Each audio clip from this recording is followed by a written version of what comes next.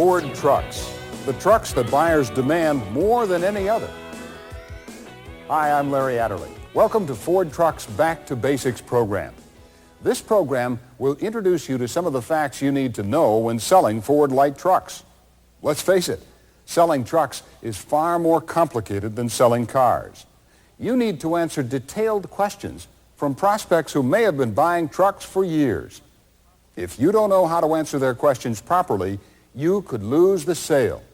Just ask this customer. I went into a place and I asked the guy if he could take care of me with questions on the truck. He said, sure. I asked him 2 questions. He says, let me get somebody who knows what they're talking about. In the next few minutes, we'll show you the different buyer types interested in Ford trucks. We'll explain the truck features that you need to point out to your customers. We'll also look at how to determine complex calculations like payloads or trailer towing requirements. Then we'll bring it all together and help you understand and feel more confident about talking trucks with your prospects. Simply put, this program will help you match the right truck to your prospect's needs, and that means more sales for you. Here's how the program works. Use the Back to Basics workbook in conjunction with this video. At various times throughout the program, we'll show this stop sign, indicating that you should stop the tape and refer to the workbook. But feel free to stop the tape at any time to replay something. And if there's something you're unsure of, ask one of the truck experts you work with.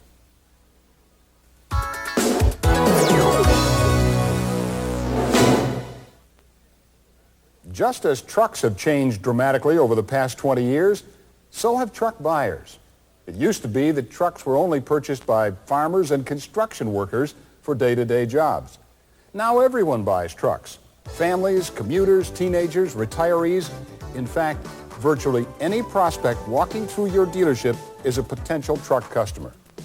This chart points out the fact that truck sales have increased dramatically over the past 20 years, virtually doubling their sales since 1970. When you look at the percentage of trucks sold compared to all cars and trucks, you see a steady increase that is closing in on 40% of all vehicles sold. And for Ford, about half of all vehicles sold are trucks, although that may be significantly higher in your dealership. So if everyone is buying trucks, how can we define the different buyers? Let's look at the different uses. Truck buyers fall into 3 general categories: personal use, recreational use, and commercial use. The personal use buyer segment is the fastest growing segment of the truck industry. These buyers are interested in a truck for daily activities like shopping, going to school, or commuting. Many of these buyers are car crossover buyers who desire a larger and more versatile vehicle.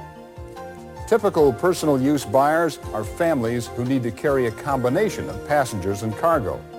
Younger buyers interested in the tough image that a truck represents, and women buyers who are purchasing trucks in an ever-increasing number. Favorite Ford trucks for personal use prospects include Explorers, compact vans, Rangers, and some F-150 models, including Super Cabs, 4x4s, and flare sides. Recreational use buyers are interested in leisure use. They choose a truck that can be versatile enough to haul a heavy boat or trailer, or be comfortable enough for long travels. Any variety of Ford truck can be equipped to haul a trailer. But as trailer sizes increase, full-size trucks like Broncos, club wagons, and especially F-Series become more desirable. F-Series pickups are also chosen for slide-in campers. Recreational use buyers also choose Econoline conversion vans for their comfort and versatility. The third, and probably most complex segment, is commercial use buyers. People who choose their truck primarily for work applications. For commercial use buyers, the truck is an extension of the job, another tool that helps them perform their work. This group is primarily male, at least more so than personal use prospects.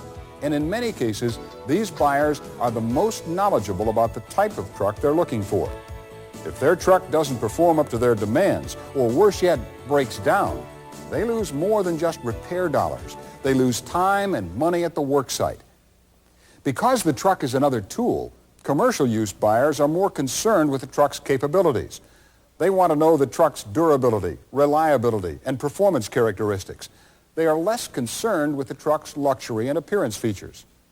But commercial prospects need to know convenience features, specifically loading, carrying capacity, and versatility convenience.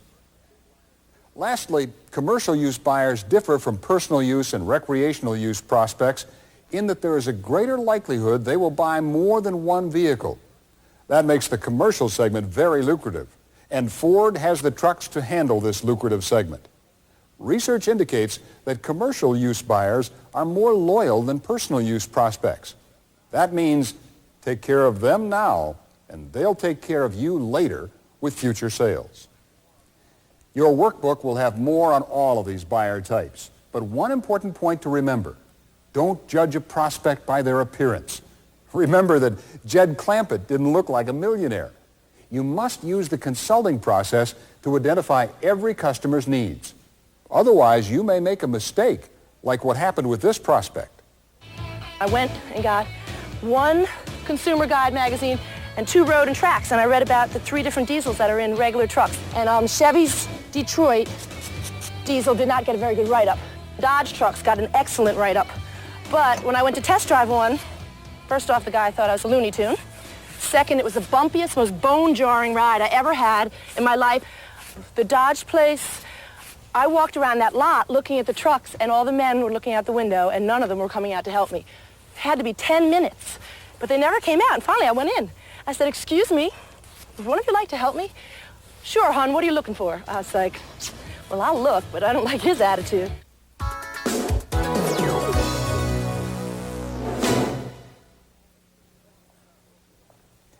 Let's turn our focus to the components that define Ford trucks. We'll look at the different powertrain and chassis features, check out their functions, and analyze the benefits that you can relate to customers. We'll use this commercial stripped chassis to help us demonstrate some of the features, starting with the powertrain. For a rear-wheel drive truck, the powertrain consists of the engine, which generates the power, the transmission, which changes this power into various speeds depending on the requirement, the drive shaft, the differential, which takes the rotational force of the drive shaft and translates it into power to the rear axle, which connects to the drive wheels. Ford offers a variety of engines, usually providing a choice for most models. Ford engines have either 4, 6, or 8 cylinders in either V-type or inline configurations. Inline engines have all of the cylinders vertical and in a straight line, usually lining up with the drive shaft. V-type engines have 2 banks of cylinders angled with the bottom of the cylinders pointed towards each other, forming a V, thus the name. Inline engines are a simpler design, using fewer parts and less weight than a V-type. But as the number of cylinders increase, V-type engines are more common because of their efficient use of space. There are generally 3 criterion for judging engine performance: horsepower, torque, and fuel economy. Different truck buyers will be interested in these characteristics. Personal use buyers may be more concerned with horsepower, while a commercial use prospect may be concerned with the truck's torque. In a very general sense, you can translate torque to power and horsepower to speed. As the engine's RPMs increase, the horsepower will increase, while the torque remains fairly steady. When comparing horsepower and torque numbers, it isn't as simple as who has more, because this only compares the peak numbers. If one engine has more horsepower, but at a much higher peak RPM, it may not be an advantage, because most driving isn't done at a very high RPM. Conventional wisdom states that with more cylinders in an engine, the horsepower and torque increases while the fuel efficiency decreases. But engineers are using design efficiencies to improve the engine's performance without increasing the engine's size.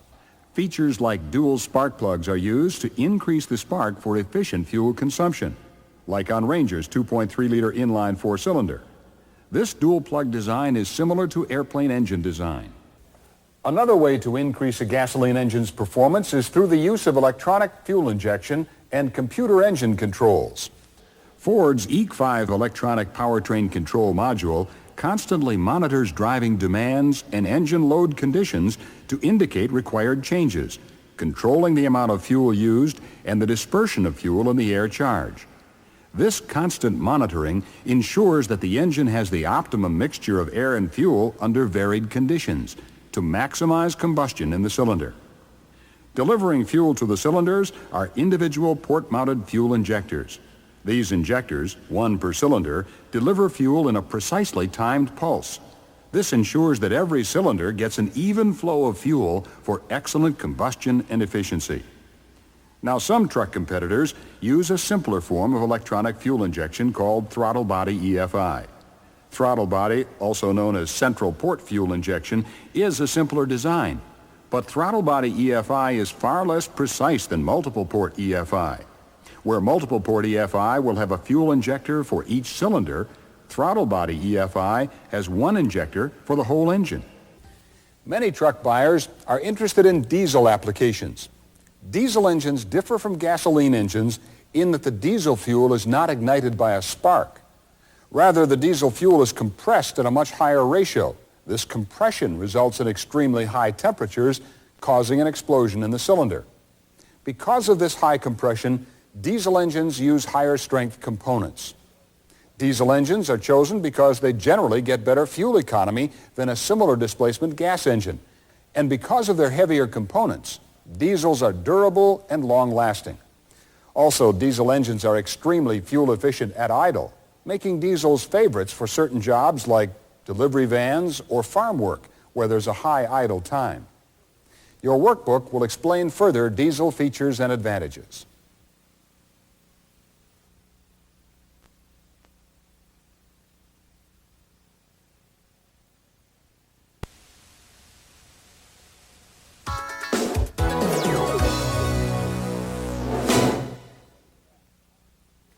Welcome back. If the engine is the heart of the vehicle, the transmission is the guts. The transmission takes the torque output from the engine and through a series of gears multiplies this power into torque to drive the wheels. Gears or gear sets are given different ratios. These ratios translate into the amount of times the drive shaft rotates per the engine output. First gear ratios will be larger, that is, multiplying more torque to get the vehicle moving. But as the vehicle gains speed, the gear ratios will be lower to maximize efficiency. Certain transmissions will be described by certain gears. For example, a first gear with a very large ratio, generally 5:1 or greater, is called a creeper gear. Creeper gears are important as they provide maximum torque in order to get a heavy load moving. A gear that has a ratio of 1:1 is called a direct drive gear. And a gear with a ratio of less than 1:1 is called an overdrive gear. Overdrive gears help to maximize efficiency during highway driving by turning the drive shaft more than once per each engine revolution. Manual transmissions use a foot pedal clutch to help disengage the different gears in the transmission from the engine. Automatic transmissions select the most appropriate gear for the driver depending on driving conditions. The driver still has the option to select gears as appropriate. For instance, most Ford automatic transmissions have second gear starting capability for improved traction on snow and ice. GM transmissions do not have this feature. The torque converter, in effect, replaces the clutch in a manual transmission. The torque converter works like two fans, the first being the impeller connected to the engine, the second fan being the turbine connected to the transmission. The impeller spins the transmission fluid, creating a hydraulic coupling to the turbine. This creates an additional torque multiplier and ultimately improves drivetrain performance. Some newer transmissions use a lockup clutch in the torque converter to improve fuel economy by mechanically linking the impeller to the turbine once engine and vehicle speed combined allow it. This transmission is an electronically controlled 4-speed automatic with overdrive. The EEC-5 powertrain control module monitors driving conditions like vehicle speed, throttle movement, and more to determine when shifting is most appropriate.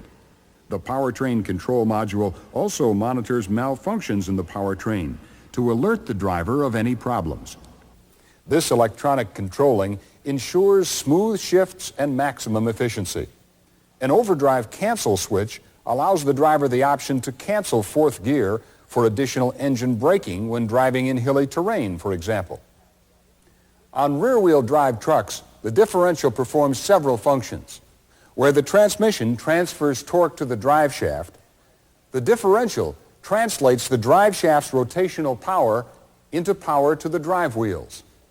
Additionally, the differential allows the drive wheels to travel at different speeds when going around corners for improved handling.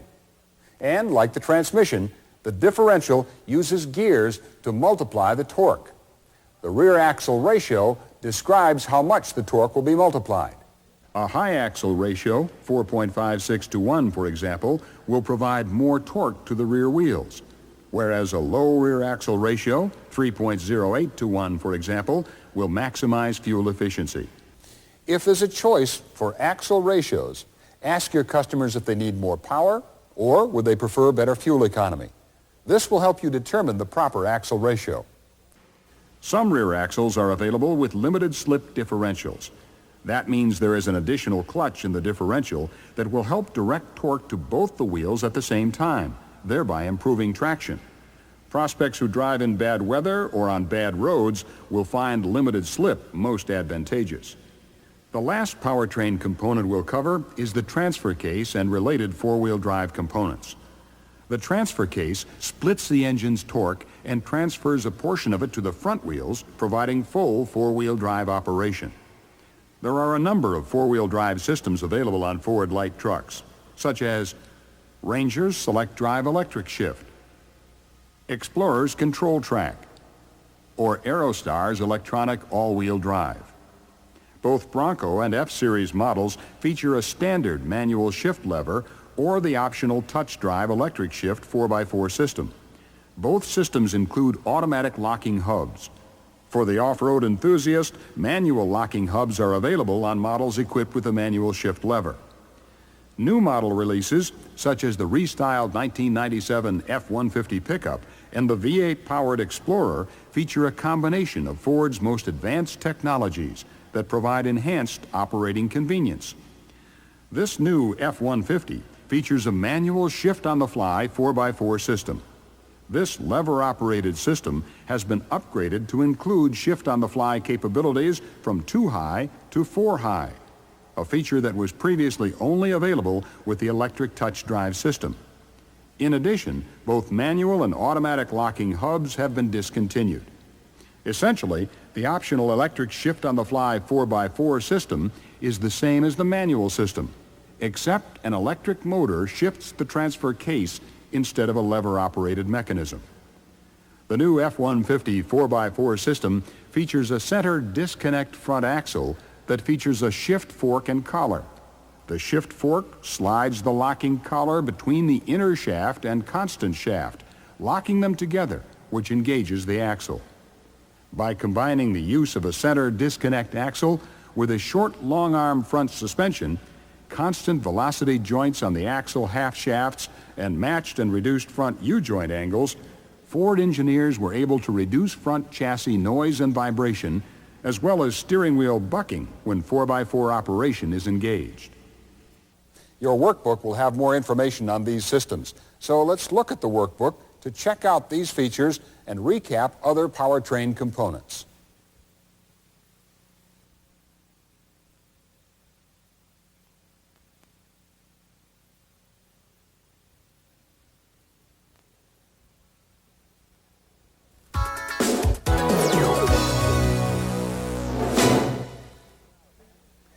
Let's look now at Ford truck chassis features. The powertrain is what drives the vehicle, but the chassis components provide the structure, durability, and handling. We'll begin with the frame, the backbone of the truck. Most Ford trucks, including this one, use a ladder-type frame. The long side channels of the frame are connected to the crossmembers through a system of rivets, bolts, and welds. Ford uses rivets or bolts in many places where competitors weld their frames. Welding and riveting provide the necessary flexibility that a frame requires under strenuous use. Notice how the cab and pickup box are allowed to twist under heavy demands. A completely welded frame will resist this bending, causing much greater stress on the weld points. Riveting and bolting also allows easier mounting and adjusting for aftermarket body companies. Unibody construction is common to passenger cars and some compact vans. It is lighter in weight than a ladder type and is used when heavy load demands aren't required. Pressed steel panels or sheets are welded into subassemblies and then combined to form a single structural unit. Generally, Ford uses 4 different types of independent front suspensions on light trucks: short and long arm, or SLA, twin I-beam, twin traction beam, and McPherson strut. Heavier F-350 4x4s and F-Super Duty models use a monobeam front suspension for carrying the heaviest loads. Ford truck rear suspensions are designed to handle a wide variety of loads. The rear suspension is designed to provide good ride and handling whether the truck is loaded with cargo or empty. Most Ford trucks use a set of parabolic leaf springs to react to road shocks under heavy and light load conditions. The amount of leaves will vary depending on the truck's gross vehicle weight rating. Heavier GVWR trucks use 2-stage leaf springs. The longer leafs deflect most road shocks, but as the load requirements increase or the road shocks become more severe, the shorter springs come into effect. Most Ford light trucks use a semi-floating rear axle. A semi-floating rear axle is efficient because the axle performs 2 functions with a single bearing unit. The axle shafts support the weight of the load and deliver power to the rear wheels. This design minimizes weight and complexity. Heavier trucks, F-350s for example, use a full floating rear axle. With this design, the axle shafts only transmit torque to the rear wheels. The axle shafts float inside the axle housing, which supports the vehicle load. As buyers become more aware of safety features, Ford's braking system becomes increasingly important. Virtually all Ford trucks feature an anti-lock braking system for at least the rear wheels. Ford's rear wheel anti-lock brakes use a sensor at the rear differential to determine if the wheels are locking up. If the sensor indicates lockup, brake fluid will be modulated to the rear brakes in a pulsing manner. This pulsing allows the wheels to rotate during hard braking maneuvers.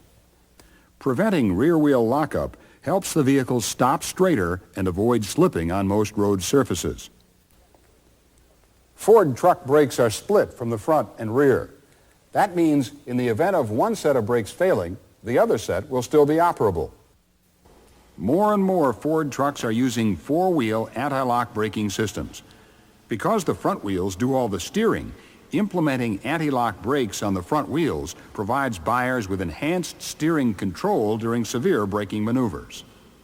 Most trucks have tire choices that you'll need to discuss with your prospects. Much of the information you'll need is listed in several sources, including right here on the tire. The first designation indicates it's an LT, or light truck type tire. These are used for heavier truck applications. 225 indicates the width of the tire in millimeters. 75 indicates the side height of the tire in percent of the width.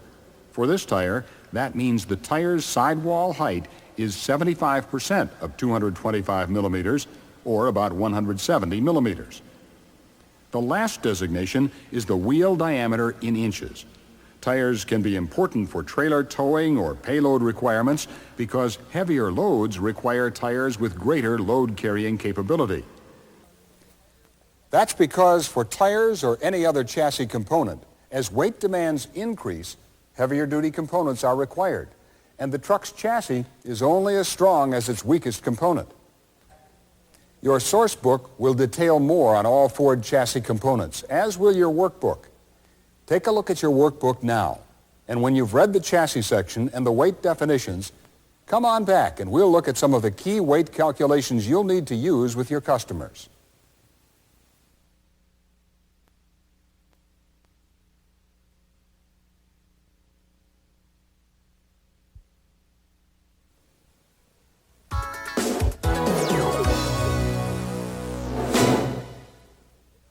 Hello again. In this segment, we're going to cover the different weight definitions and calculations that you'll need to know. Remember, all of these definitions are in your workbook. There are basically 2 types of weight definitions.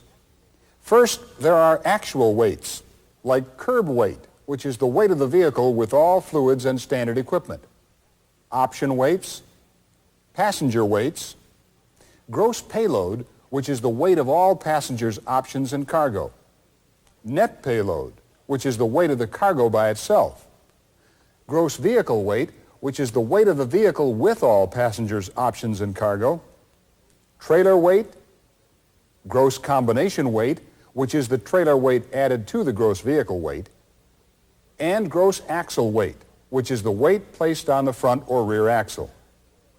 Now, while actual weights are definitions for something that you can actually weigh on a scale, the second type of weight definition you can't weigh. These are weight ratings. Weight ratings are recommended weights put out by the manufacturer to provide guidelines and restrictions. They include payload rating, the advertised rating, allowable weight, which you will find in the payload workbook. It basically is the weight of all optional equipment and cargo that can be placed in the vehicle. Gross vehicle weight rating, gross axle weight rating, and gross combination weight rating. These are the maximum ratings allowed by the manufacturer that are tested and approved for safety certification. For example, here is how an actual weight and a weight rating compare. A truck's gross vehicle weight rating is the maximum suggested weight for the vehicle as stated by the manufacturer. The gross vehicle weight is the actual weight of a truck if you would place it on a scale. It includes the truck's curb weight, all passengers, options, and anything else you're carrying in it. If you think of the Beverly Hillbillies, the gross vehicle weight would include the weight of both Granny and her rocking chair. The gross vehicle weight should never be higher than the gross vehicle weight rating. As I said, all of these definitions are covered in the workbook, and as we go over some of the different calculations, you'll want to follow along. Calculating payloads is a fairly simple exercise once you identify the necessary elements. First, you need to determine your customer's requirements. Generally, there are two directions you'll have to understand. Either your prospect knows the vehicle they wish to purchase, but they need to determine its specific payload, or they know their payload requirements already, and they need to determine what vehicle will meet these payload requirements. The payload workbook in the source book is your primary source for determining prospects' payloads. Use the payload calculation chart with the accompanying tables to determine a vehicle's actual payload. Other calculations are provided to determine accessory reserve capacity and option weights. But even though your prospect will need to know what the by-the-book method for determining payload is, there are ways that you can give them a quick estimate for their requirements. Again, it may help you to follow along with the workbook, but here's a method for making quick payload estimates. First, take a truck's gross vehicle weight rating and subtract the curb weight. This equals the gross payload, or the allowable weight of passengers, optional equipment, and cargo that can be placed in the truck. You can find the GVWR and curb weight in your source book. Next, you can determine what the net payload will be. The net payload is the maximum amount of cargo that can be placed in the truck. You'll need to subtract from the gross payload the passenger weight, which is 150 pounds for each passenger that you will carry. This is regardless of the actual weight of passengers. 150 pounds is what you always use to calculate. And subtract the weight of any optional equipment, because options aren't included in the curb weight either. The remainder will be the vehicle's net payload, or the amount of weight you can place in the truck. Let's take a hypothetical example. If the vehicle had a GVWR of 7,000 pounds, with a curb weight of 4,000 pounds, that would give it a gross payload of 3,000 pounds. Subtract from that the weight of passengers. We'll say there are 3 seating positions, making the passenger weight 450 pounds. And subtract 400 pounds for optional equipment, possibly for an optional engine, automatic transmission, and up-level trim. The remaining net payload is 2,150 pounds. When making estimates on things like optional equipment, estimate higher to ensure a more realistic net payload. And remember that before you finalize your choice, you should use the payload workbook to determine the actual weights. You may find you need to recommend a different truck. The other payload calculation you'll need to familiarize yourself with is when a prospect asks what truck will fit their requirements. In this instance, you'll need to find a truck that can carry the required payload that your prospect needs. For example, you have a customer who wants an F-Series that will carry approximately 4,000 pounds of building supplies. If you add in the weight of passengers, 450 pounds, and optional equipment for a V8 engine, 400 pounds, this will give you a payload requirement of 4,850 pounds. Once you've identified this payload requirement, the next step is to determine if you have the right truck on the lot to fit. You can use the vehicle's safety certification label to identify the ratings for trucks out on the lot. The label is located inside the driver's door and provides the truck's GVWR, gross axle weight rating, accessory reserve capacity, spring ratings, and more. An example of this label is in the vehicle identification section of your source book. But if you can't find a truck on the lot to match your prospect's needs, you may need to order a truck or check through the locator for a dealer trade. For customers who need to tow a trailer, you'll follow the same general procedure. Identify their needs. Do they require a vehicle to tow a trailer of a certain weight, or have they chosen a vehicle and want to know what its trailering capabilities are? Use the Recreation Vehicle and Trailer Towing Guide to assist your prospects in trailer towing questions. In most cases concerning trailering abilities, your customers will be looking for a vehicle that can tow a trailer of a designated weight. For example, your prospect has a boat and wants a sport utility that can tow the boat and its trailer. During consulting, you determine that the combined weight of the boat and trailer is approximately 6,800 pounds. This weight exceeds the maximum weight for an Explorer, so you could recommend the Bronco equipped with a 5.8-liter V8. Equipped with this engine, the Bronco can tow up to 7,000 pounds. Although you've identified a vehicle capable of handling the trailer weight of your prospect, it's important to remember the other weight ratings. For instance, you'll need to know how many passengers and the weight of any additional cargo the vehicle will contain when towing the trailer and the boat. This is the truck's gross vehicle weight, or GVW. You must take the estimated GVW figure and add it to the trailer weight estimate to calculate an estimated gross combination weight.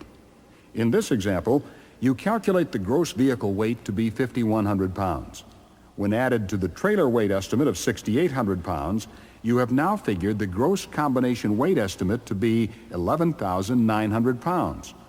When checking the Bronco's gross combination weight rating, you determine that when equipped with the 5.8-liter V8, the vehicle is rated at 12,000 pounds and can handle the prospect's towing needs. In summary, it's important that everything be considered when speccing a truck to tow a trailer or carry payloads. And even though on the surface it may seem that your customer can use a certain truck, other restrictions may force you to recommend something different. Let's stop now and recap the different calculations in your book. When you've completed reading, we'll come back and look at this a little further.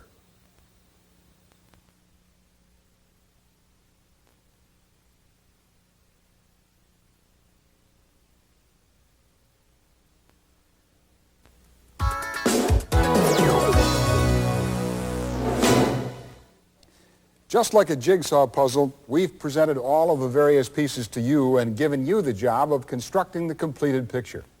To be successful in selling trucks, you need to identify what your prospects require. That obviously is the consultation process. You must find out what type of vehicle they are looking for, whether it's a pickup, van, wagon, or sport utility. Identify what they'll be using the vehicle for, that is, personal, recreational, or commercial uses. Determine if there is a payload requirement, and if so, how much is required. Question them on powertrain preferences. For example, do they want a manual or automatic transmission? And do they want more power or better fuel economy? Do they have any trailer towing requirements? Are comfort and convenience features important to your buyer? What vehicle will they trade in, if any? And of course, how much are they willing to spend? You have the finest lineup of trucks in the industry. Remember, following the sales standards, understanding how to properly explain Ford trucks' features, functions, and benefits, and knowing how to properly spec and equip a Ford truck to meet your specific prospect's needs can only lead to successful selling. We've just touched the surface on many of these truck features. For more in-depth coverage, enroll in a Ford Light Truck Selling Course, available through Ford Education and Training. Ask your sales manager for further details. And remember to read the last section in your Back to Basics workbook. Thanks for watching. Good luck in selling Ford Light Trucks.